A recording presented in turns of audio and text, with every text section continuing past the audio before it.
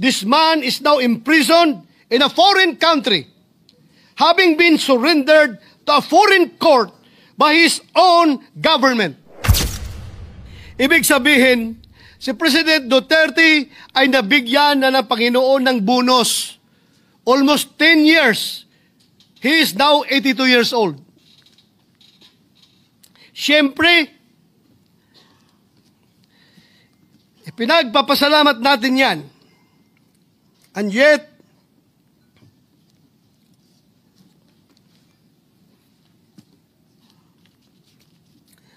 if we accept the fact that he may not have long.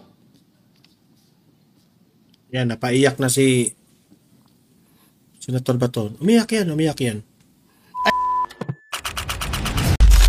Narito ang Balitang Pinoy TV. Okay, at magre-react po tayo dito sa nangyari na itong si Vice President Inday Sara Duterte ay medyo naalarma dito sa kalagayan ngayon ni former President Duterte. Kasi po, di umano ang Administrasyong Marcos ay meron raw welfare check na nangyari sa The Hague, which is nakakaalarma on the side ni VP Sara kasi po hindi po sila humihingi ng permiso sa pamilya po ni former President Duterte, which is sila VP Sara or any members of the family. So yun po ang pag-uusapan natin kasi nagtataka po tayo, ano ba itong welfare check na ito? Baka nga, di ba, may nabanggit pa si VP Sara na in-interview raw si Tatay Digong. Ano ba ang bakit pinayagan ng ICC na makapasok ito? 'Di ba? Nagre-react rin ako bakit si Bongbong Marcos itong administrasyon mo, ikaw mismo the president, bakit anong na kay former President Duterte na galit ka sa kanya? 'Di ba? Wala ka ng respeto sa pamilya. Wala ka nang respeto na hinayaan mo na ihulihin si Tatay Digong at dalhin doon sa The Hague, no? And marami kang nilabag doon. Isang Pilipino, hinayaan mong kontrolin ng mga dayuhan na may kustudiya sa kanila. That's a big shame on the part of you. That's why maraming nagsasabi, you will never be loved by the Filipino people. Tandaan mo yan, Marcos. Basahin natin ang official statement na inilabas ngayon ni Vice President Inday Sara Duterte. Okay, mamaya babasahin ko yan. At dahil dito sa nangyaring ito, ay si Senator Bato de la Rosa raises concern and alarm over Duterte's welfare check in The Hague. Kaya tinake advantage na ni Senator Bato itong privilege speech. Okay, pakinggan rin natin. Patungkol rin ito kay Tatay Digong. Okay, mamaya magre-react tayo dyan. Okay? Pero bago natin ito pag-uusapan lahat, help me po na i-like muna ha at i-share itong video na ito para guys kakalat ito sa taong bayan. Okay, sabay-sabay nating i-like muna at i-share itong video natin, Facebook at YouTube. 1, 2, 3, go! Okay, like and share para maraming makalam. And also guys, paki-subscribe at paki-follow ito para lagi kayong updated sa mga balita na kagaya nito at ma-notify ang inyong mga cellphones kung meron tayong breaking news. Okay? So, kagaya nito, breaking news ito. So, sabay-sabay nating i-follow, i-subscribe, Facebook at YouTube. Ready? Follow, subscribe. 1, 2, 3, go! Ayan, thank you very much. Okay? Punta tayo dito sa official statement ni VP Sara. Na-alarma kanina at na-shock lahat dito sa kalagayan ni former President Duterte doon sa The Hague. Ito, lakihan po natin para basahin nating lahat. Okay. Yan. Official statement of the Office of the Vice President. I have received disturbing information from Malacanang that a report about former President Rodrigo Roa Duterte was submitted to President Ferdinand Marcos Jr. Tingnan niyo si Marcos Jr. Hindi pa siya nakontento dito by the Philippines Embassy in The Hague. The officials entered. Imagine this one sino may inutusan ba ito ni Bongbong Marcos? The officials entered the detention unit under the false pretense of conducting a welfare check and interviewed FPRRD. The said officials clearly abused the rule of detention unit concerning consular visits. Di ko rin maintindihan ng ICC bakit pinayagan nyo ito. So meaning to say, dahil pinayagan nyo na makapasok ito, this means to say, kasabwat kayo. Oh, may nakita pa nga. May pamiting-meeting pa itong ICC na nandoon si Trillanes. Kitang-kita yung picture. Kaya sabi ko, wala na talaga tayong pag-asa dito sa ICC. Oh, kasi po, biased sila. Tama nga yung sinabi ng mga taga-Amerika na itong mga taga-ICC, pinupolitika na rin. Ginamit na rin as political weapon itong ICC. Sabi pa nito, since the month of March, there has always been at least a family member or two that visit former President Duterte almost every day precisely to guarantee his well-being and humane treatment. The permission given by the ICC in allowing the agents of the very government that abducted FPRRD to intrude upon him without seeking permission from the family members who are in The Hague places his life and safety in imminent danger. Tingnan nyo, kung si Bongbong Marcos man ang may utos nito, wala kang respeto sa pamilya ni Duterte. Ay, sa bagay, noon pa, wala man talaga kang respeto. Diba? Ganyan siya. Ganyan niya kinokontrol ang mga kalaban niya sa politika. Takot ka? Baka takot kang makalabas si Tatay Digong? Matanda na yung tao. O, mamaya, may hinanaing pong ipapalabas itong si Senator Bato. If such sham welfare checks are allowed to continue, then the ICC and the Philippine government must be prepared to answer. Sa ginagawa niyong ito, itong government ni Marcos, itong si Marcos, traidor, fully and directly for any harm that comes to former President Duterte, including, should the worst happen, his death in custody as a direct result of these intrusions, the false pretense of conducting a welfare check, these are nothing but orders of the President Marcos disguised as consular functions, and we strongly object to such visits. FPRRD does not need you, Bongbong Marcos. Our family will take care of him. Ako na lang yung nag-interpret doon, FPRRD does not need you, Bongbong Marcos. Kung ikaw man ang nag-utos dito, Bongbong Marcos, nakakahiya ka. Sobrang nakakahiya ka. President Marcos should know that we have several overseas Filipino around the world detained, distressed, abandoned, or neglected who have not had the benefit of a single welfare check from the Philippine government. They need you, but you have failed them. We Filipinos deserve better. Zara Z. Duterte, Vice President of the Philippines. Maraming mga na-abandon, maraming mga distress, mga detained, mga neglected, hindi mo binigyan ng welfare check.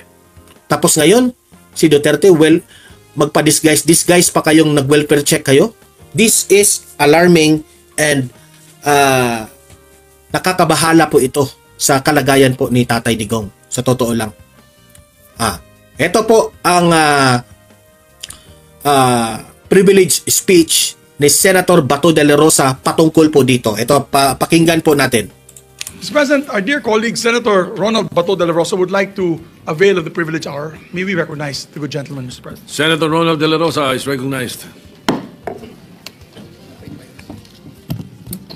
Thank you, Mr. President. Mr. President, today I rise on a matter of personal and collective privilege. Last March 11, 2025, former President Rodrigo Duterte was allegedly kidnapped by International Criminal Police Organization, Interpol, with indispensable cooperation from our authorities. He was then handed over to the International Criminal Court. Counting from today, it has been more than 6 months since that fateful day. Halos 7 buwan na po mula noong araw na sa pilitang kinuha sa atin o kusang sinuko ng kasalukuyang administrasyon ang presidenteng mahal ng napakaraming Pilipino. Just this morning, I read a social media post on the official page of our Vice President Sara Duterte about alleged sham welfare checks conducted on former President Rodrigo Duterte Let me quote her statement. I have received disturbing information from Malacanang that a report about former President Rodrigo Roa Duterte was submitted to President Ferdinand Marcos Jr. by the Philippine Embassy in The Hague. The officials entered the detention unit under the false pretense of conducting a welfare check and interviewed former President Rodrigo Roa Duterte. Welfare, Mr. President, checked by the very same ones who caused the former Philippine President, quiet, possibly the most well-loved Philippine President, to suffer in foreign jurisdiction. Anong klaseng welfare kaya ang kanilang sinisiguro? At kaninong welfare? Bold of them to assume that they are in any position to look into his well-being, when in the very first place, securing his well-being should have meant utmost respect for his person, as well as refusal to surrender him to a foreign court. Not because he was the 16th President of the Republic, but perhaps more importantly, because he is a Filipino. How could those who, months ago, could hardly follow proper legal procedure be now expected to conduct a lawful welfare check? At sa tingin niyo ba, Mr. President, komportable si former President Duterte na kasama ang mga opisyal na ito? Sila na bahagi ng administrasyon na dumakip sa kanya. Hindi ba, in layman's terms, kung na-high blood ka sa isang tao, mas gusto mo na lang siyang iwasan? At kung makita mo siyang muli at magtatanong pa siya sa iyo ng kung ano-ano mga tanong tungkol sa iyong welfare, ay tiyak na maha-high blood ka lang ulit. Isn't it safe to assume that their presence merely reminded President Duterte of the grievous injustice he was made to face on that fateful day in March this year? Gugustuhin ba ng isang tao na tumanggap ng dalaw mula sa mga nilalang na maaaring maging sanhi ng pagkulo ng kanyang dugo? Welfare check ba ito o operasyon para mapaikli ang buhay ng dating Pangulo? Kaninong welfare ba ang gusto nila niyong mapabuti? Baka ang mainam ay bulahin niyo na lang ang inyong mga sarili. Huwag niyo nang sayangin ang buwis ng taong bayan sa inyong kasinungalingan. Huwag niyo nang idamay ang dating Pangulo sa pagpapalapad niyo ng papel. Sabi nga ng mga inspirational post sa social media, you cannot heal the same environment that hurt you. You cannot heal the company of those who merely stood and watched while you were harmed. Ang tingin ba ng administrasyon na ito ay hindi kayang alagaan ng kanyang pamilya si former President Duterte? More to the point, what was the interview for? Correct. Paano kaya nila pakikinabangan at gagamitin ang findings nila tungkol sa welfare niya? Para saan? Sa pilitan nyo na ngang ipinadampot sa mga dayuhan, pupuntahan nyo pa sa kulungan nang wala man lang abiso sa pamilya. Isn't that adding insult to injury? Can't you, just for a while, cut the old man's some slack? Mamahinga naman kayo mula sa pagdaragdag ng sama ng loob kay Tatay Digong.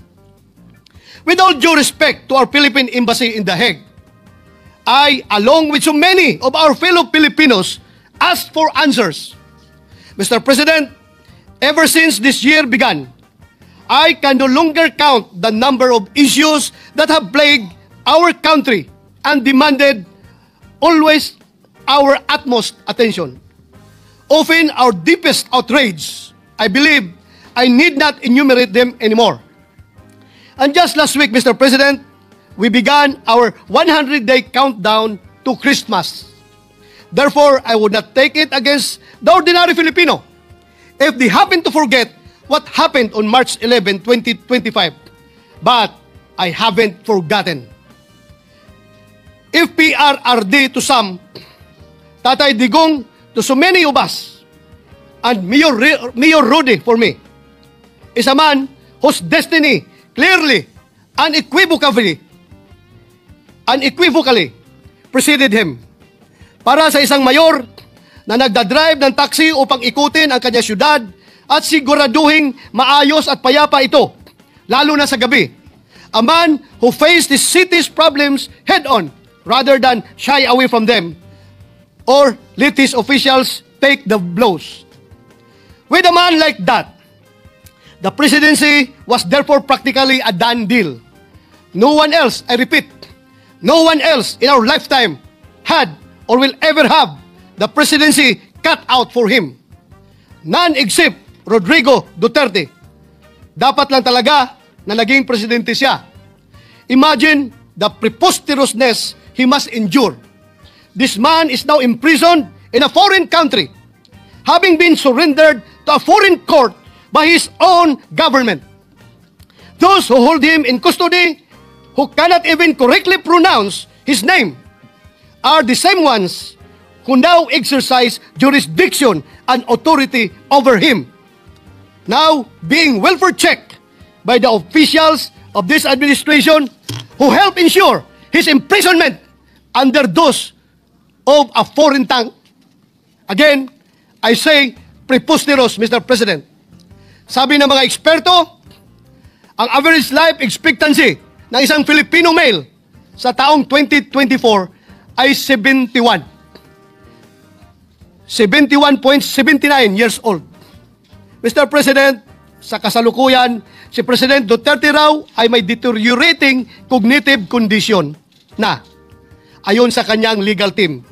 Hindi na raw po fit to stand trial at butot balat na lang daw at hirap ng tumayo.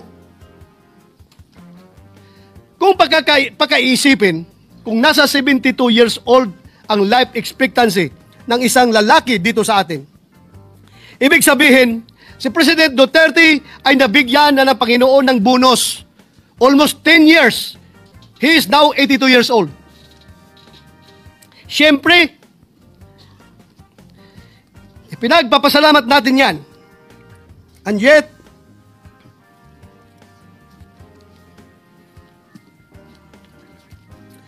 if we accept the fact that he may not have long. Yan, napaiyak na si Senator Bato. Umiyak yan.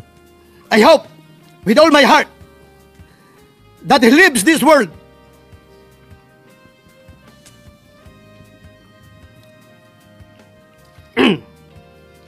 not in the presence of officials who visit him on the pretext of a pseudo welfare check, but instead in the company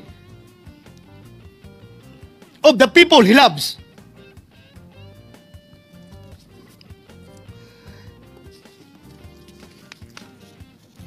And who truly care for him. Since none of us here can even hope to match his patriotism, let us at least strive to be half as nation-loving as he was. Tama naman si Bato eh. Walang kasing katulad si... Ito na nga mga kabalita. Ano na ang masasabi nyo patungkol sa balitang ito? Please comment down below mga kabalita. Pag-usapan natin yan sa comment section. At kung di ka pa nakasubscribe sa ating channel, baka naman